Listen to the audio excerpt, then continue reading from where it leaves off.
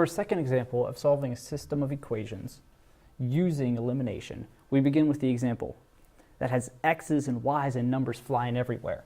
So my first step is to go ahead and just line everybody up nicely into rows. So in the first equation, I keep the 3x. I'm going to move the 7y over using inverse operations, so he becomes positive, and keep the 15 on the right-hand side.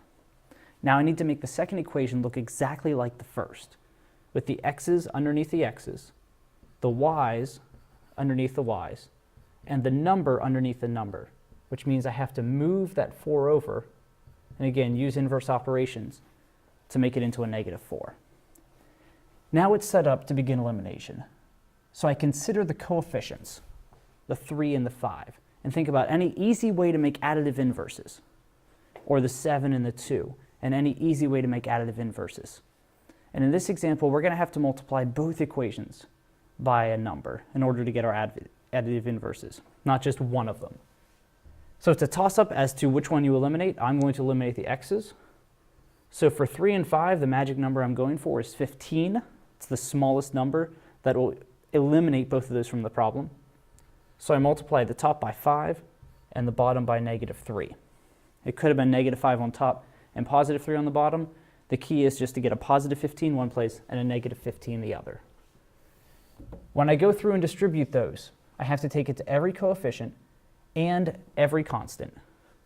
So on the top, I end up getting 15x plus 35y equals 75.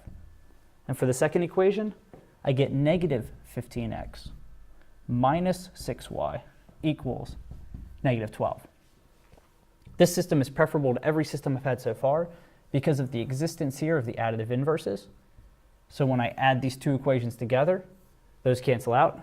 I go from a system of 2 equations, 2 variables, to 1 equation, 1 variable, where 29y's equals 87. Very easy to solve. Divide both sides by 29, and I find out that y equals 3. So for my solution, I have part of the ordered pair. I have 3 for my y value. My next goal is just to go through and find x. And I have a lot of choices as to how I do that. I can go through any one of these equations that has both x's and y's, and I can plug in the y value and solve for the x. I'm going to choose to use this equation right here because the coefficients are the nicest and it would be the easiest.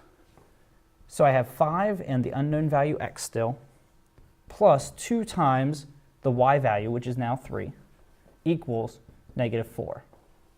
So I solve this linear equation using inverse operations. I get 5x equals -10, so x equals -2. I finish my ordered pair and find that the solution to my system is the point -2, 3.